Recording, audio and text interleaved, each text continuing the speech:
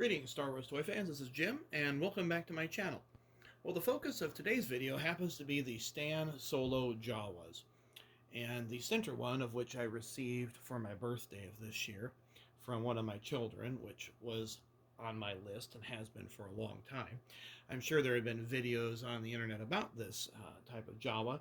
I'm just a little late to the party because I asked for them for birthdays or Christmas, as it makes easy gifts for the family, and they know that I will totally enjoy it, which I do. So without further ado, let's get into the comparison here. So the one on the left is one of three of my childhood Jawas that I played with a lot. And in case you're wondering what this is, well, this, oops, just knocked him over. This happens to be where I keep all my vintage weapons from when I was a kid. And the only one I lost was Greedo, and I managed to replace that a few years ago. I did something that a lot of kids, I think, did at the time, and that I painted my guns. And so if we look at the gun here on the left, you can see that it's got a slight little silver tint to it. And that was so it would reflect on the carpet. And then when I was an adult, I stripped the paint off, but not all of it quite came off. But we can compare here the guns, and I'd like to just compare the Stan Solo vinyl cape Jawa gun to that of the original Kenner. And at first glance, you'll notice that they're almost identical. In fact, with the camera, probably looks color-wise, they're very similar. The original Kenner has a little bit duller plastic, but otherwise, Stan Solo did a great job, Chris Smith that is, did a great job of sculpting these. Now, the Utuni Jawa has a different sculpted gun altogether. Put the camera back in the case there. Of course, if you know how the Jawas look, he did just a phenomenal job on duplicating the original Kenner Jawa. So those of us that don't have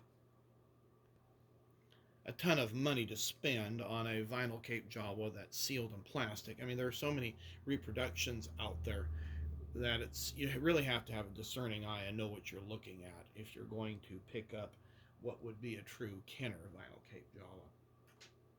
So this makes a great addition to the collection. Now this one is really neat in the fact that he actually has a gray body. So we'll go ahead and just take off the cloak there, so that way you can actually see the body. So here are the two Jawas side by side.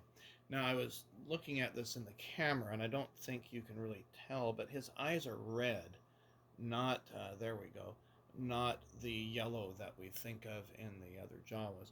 But otherwise, the sculpt is really well done. I mean, it's height, lines, all the creases and the pants, everything's just identical, just a different color. Now, my only complaint about this figure is that he won't hold on to the gun all that well. It just won't even stay in place. Now, even the other blaster, it just won't stay on. I'm not sure what it is about the grip exactly, because like this guy from my childhood, I mean, he holds the blaster really nicely, and well, actually he's got this new Stan Solo blaster, and this guy, he won't hold a blaster very well either. Maybe it's just Stan Solo's hands. I don't know. But anyway, all in all, I mean, that's a pretty minor thing to have a different figure that's unique to the collection. Well, I hope you enjoyed this video. Please give it a thumbs up if you did, and subscribe to the channel if you have not done so already. Get this figure before they run out. He only runs a limited run. Take care, and we'll see you on a future video.